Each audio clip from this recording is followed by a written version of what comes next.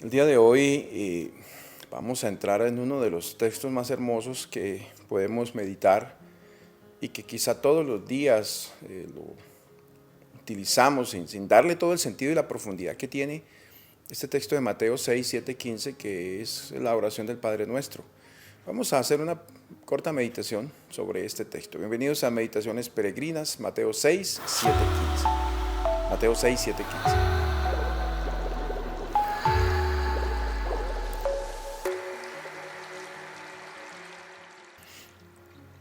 En aquel tiempo Jesús dijo a sus discípulos: cuando ustedes hagan oración, no hablen mucho, como los paganos que se imaginan que a fuerza de mucho hablar serán escuchados. No los imiten, porque el Padre sabe lo que les hace falta antes de que se lo pidan.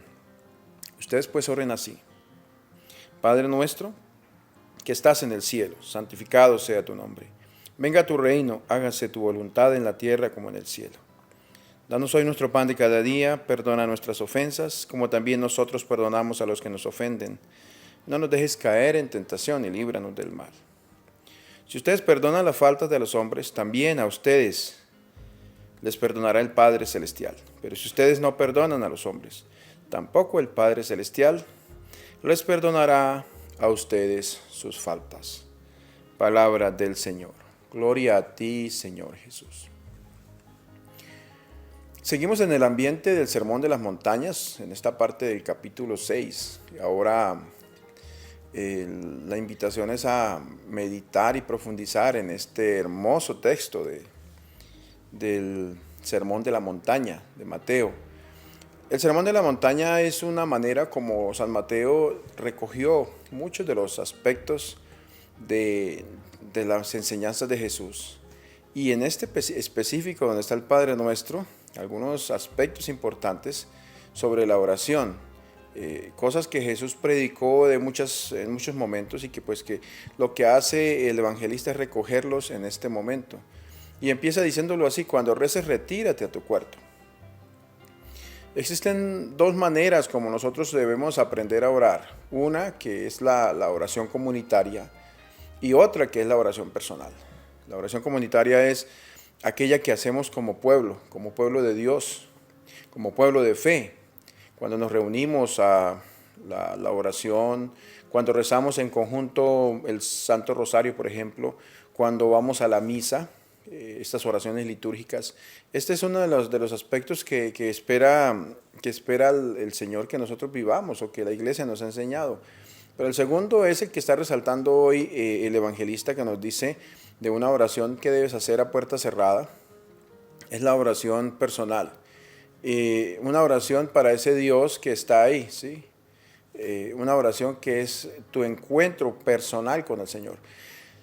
Debemos entender que ambas son necesarias en la vida de una persona, porque la relación personal con Dios se manifiesta también en cuál es mi relación con la comunidad, con las demás personas de la comunidad. Por eso es importante ese justo equilibrio entre las dos.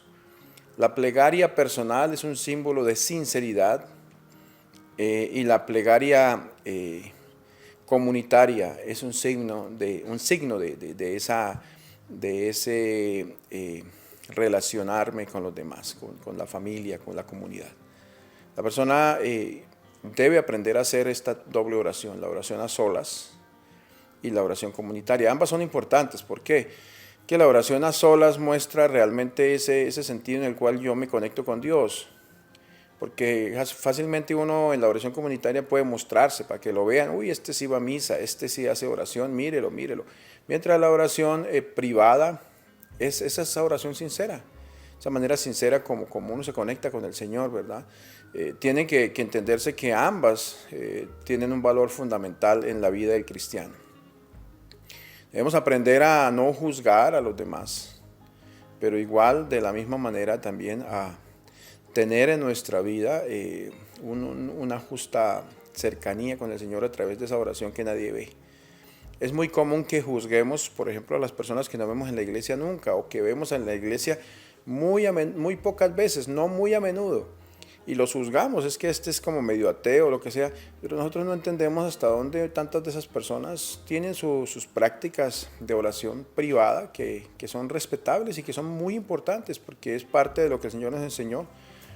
Falta de quizá esta otra parte que es la oración comunitaria, pero igual, en el mismo sentido y de manera opuesta lo mismo, o sea, quizá hay mucha gente que tiene su tradición de ir a las oraciones comunitarias, a la misa, pero no hay ningún tipo de oración personal en su casa, en su cuarto, y entonces también hay un vacío fuerte en espiritualidad.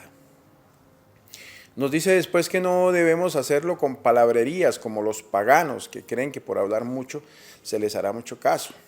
Yo agregaría eso con griterías, ¿verdad? A veces se cree que entre más gritemos, más el Señor nos va a escuchar y no, pues no somos capaces de descubrir que Dios no es sordo, que Dios nos escucha siempre, más allá del tono de nuestra voz, ¿verdad?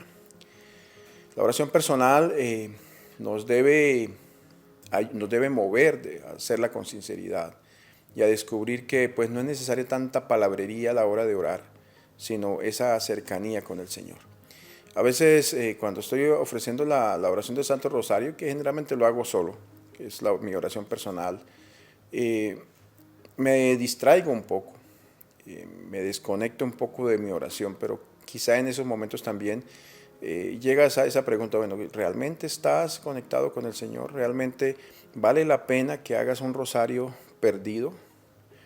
¿Vale la pena que hagas un rosario pensando en otra cosa?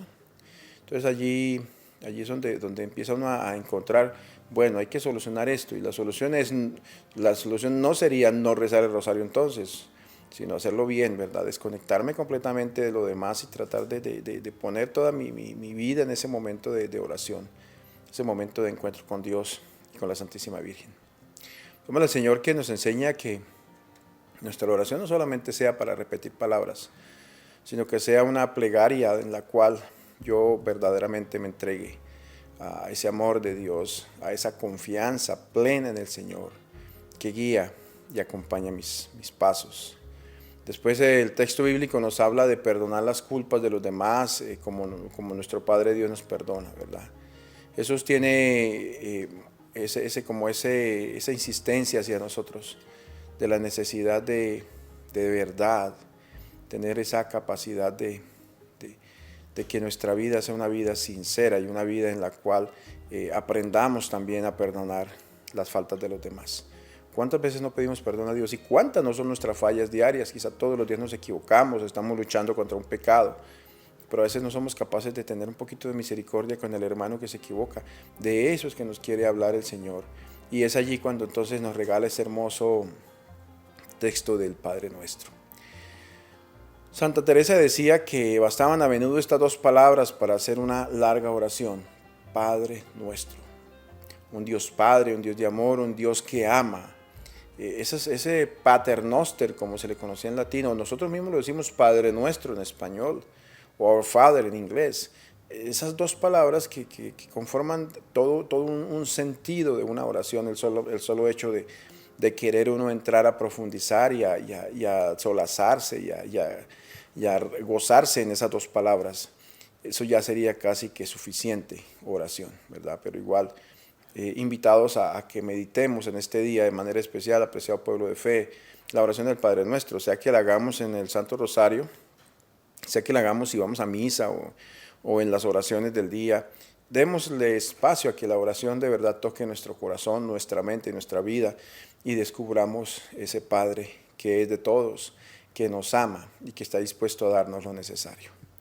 El Señor nos acompañe y bendiga en esta jornada, en el nombre del Padre, del Hijo, del Espíritu Santo. Amén. Feliz día.